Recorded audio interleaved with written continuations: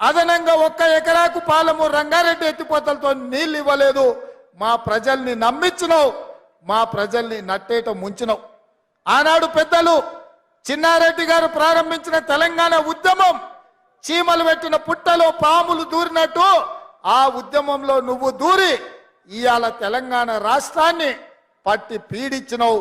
అయినా ఈరోజు ప్రజలు చీదరించి ఓడగొట్టి ఇంట్లో కూర్చోబెడితే ఇంట్లో కూర్చోకుండా మళ్ళా సిగ్గు లేకుండా తగుదునమ్మా అని బయలుదేరిండు.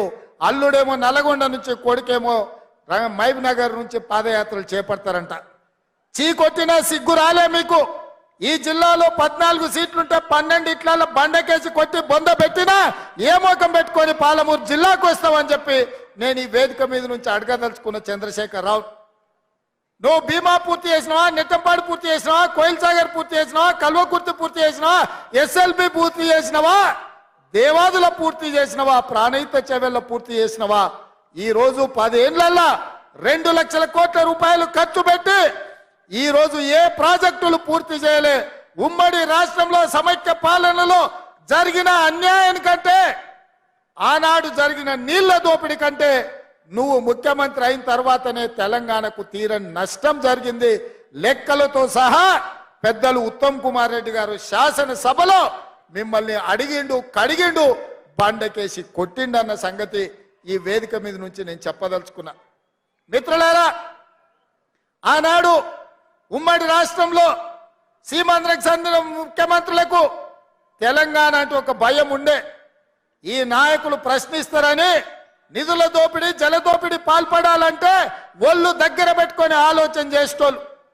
ఆ రోజు వాళ్ళు చేయనంత బరితెగింపు నువ్వు ఆ పక్కన జగన్మోహన్ రెడ్డి గారు పోతిరెడ్డి పాడు కావచ్చు, రాయలసీమ లిస్టు కావచ్చు, ముచ్చుమరి కావచ్చు, మాల్యాల కావచ్చు, రోజుకు 12 TMCల నీళ్లు రాయలసీమకు తరలించకపోతుంటే జగన్మోహన్ రెడ్డి గారిని ప్రగతి భవన్ కు పిలిచి పంచభక్ష ప్రమాణాల భోజనం పెట్టినావు.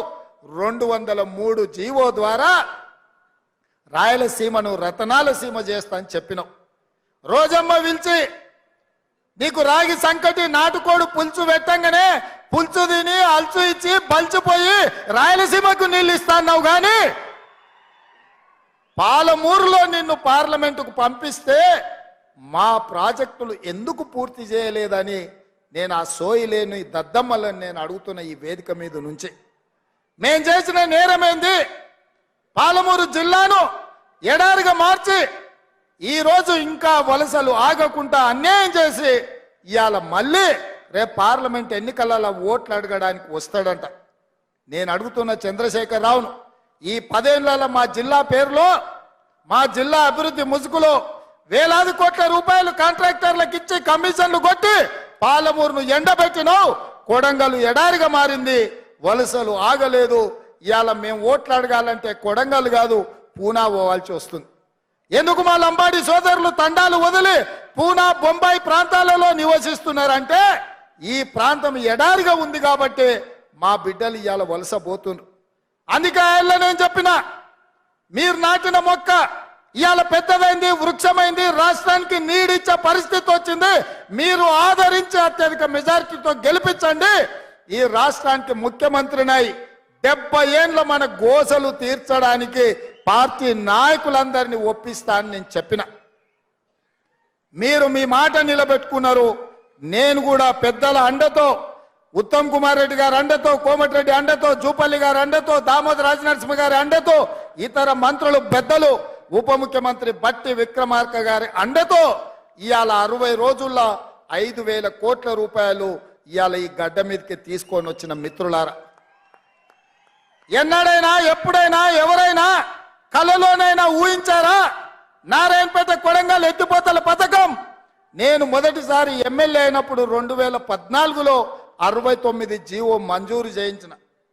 ఉమ్మడి రాష్ట్రంలో 7.10 TMCలతో 107,000 ఎకరాలకు నారాయణపేట కొడంగల్ ఎత్తిపోతల పథకాన్ని నేను మంజూరు చేయించిన.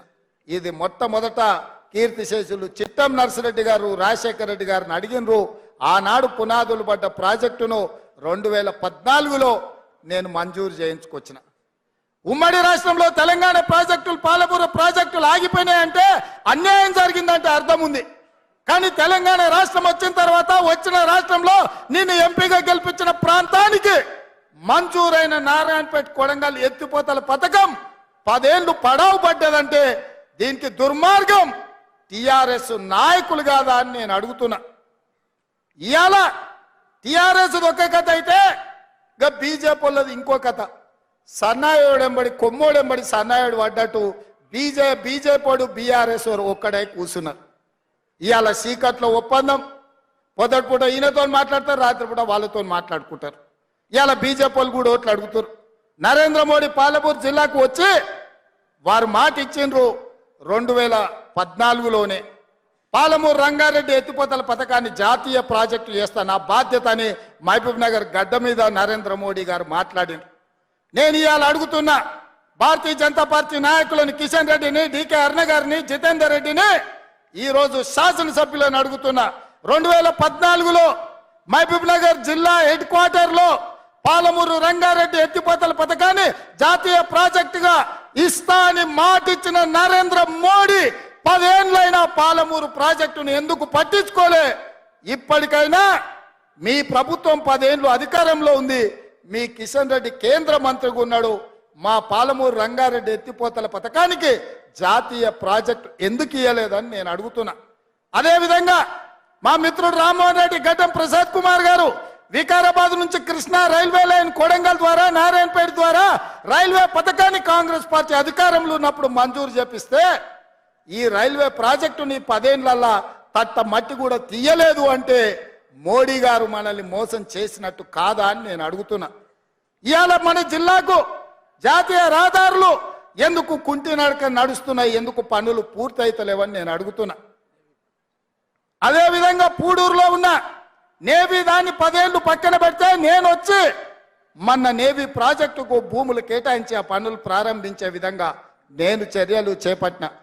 ఇవాళ మిత్రులారా, బీజేపీ నరేంద్ర మోడీ 10 సంవత్సరాలు ప్రధానమంత్రిగా ఉన్నాడు, కిషన్ రెడ్డి గారు 5 ఏళ్లు కేంద్ర మంత్రిగా ఉన్నాడు, 4 ఎంపీలు ఉన్నారు, బండి సంజయ్ గారు ఎంపీ ఉన్నారు, అరవింద్ ఎంపీ ఉన్నాడు, బాబురావు ఎంపీ ఉన్నాడు. కేంద్రంలో మీదే ప్రభుత్వం ఉంది.